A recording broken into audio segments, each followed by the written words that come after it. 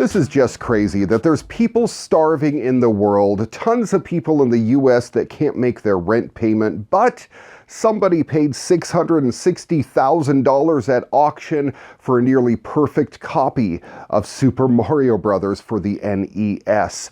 Now, I'm not saying that, no, I am. I'm saying it's not worth it. Really? $660,000 for a video game? All right, this is overstepping it in my opinion. In what turned out to be a 13-bidder contest at that, $550,000 went to the game's original owner.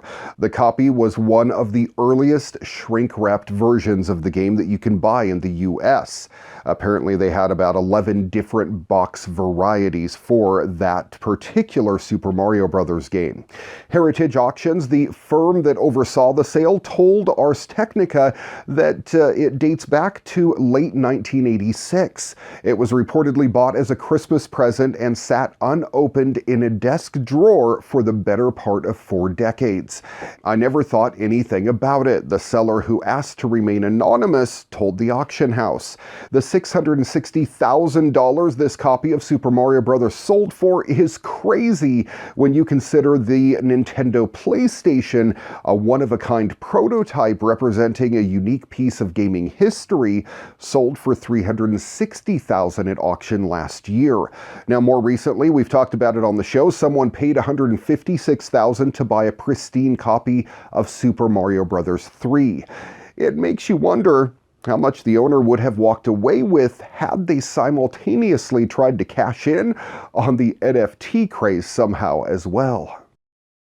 Happening in this week's What The? Wherever you go, you leave behind a little bit of yourself. Hair, skin flakes, your saliva on a coffee cup, or even a cigarette. How much information do these traces hold? What if it was possible to recreate your likeness based on the DNA that you leave behind? Artist Heather Dewey Hagborn has been exploring these ideas through her piece, Stranger Visions. In 2012, she collected chewing gum, cigarette butts, and other discarded items from public places in New York City and used these to create a series of 3D portraits based on the DNA found in these objects, or on these objects. With help from GeneSpace, she learned how to isolate DNA from the item she picked up and amplify certain parts of it using the same type of PCR process that forensic scientists use to find a match between a suspect and crime scene evidence. In that situation, they would focus on regions of DNA that are usually different between people and compare them to see if they're the same.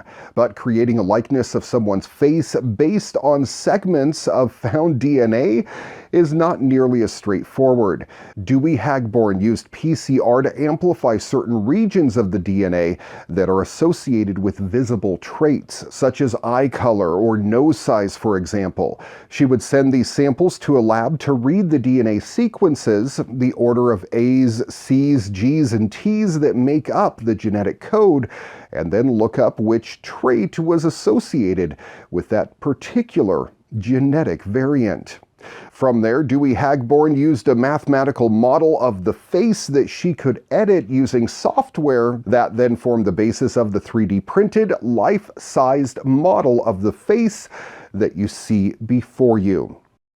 Thanks for watching your weekly tech update. If you have a story you think we need to feature on the program, get in touch with me. Send me an email at djraymcneil@gmail.com. Find us on Facebook at Your Weekly Tech Update, and check out the podcast, audio and video versions available on iTunes, Google, Spotify, Audio Burst, and elsewhere on the interwebs. Till next time, I'm Ray McNeil. Stay safe and stay healthy, everyone. And now, here's your moment of joy.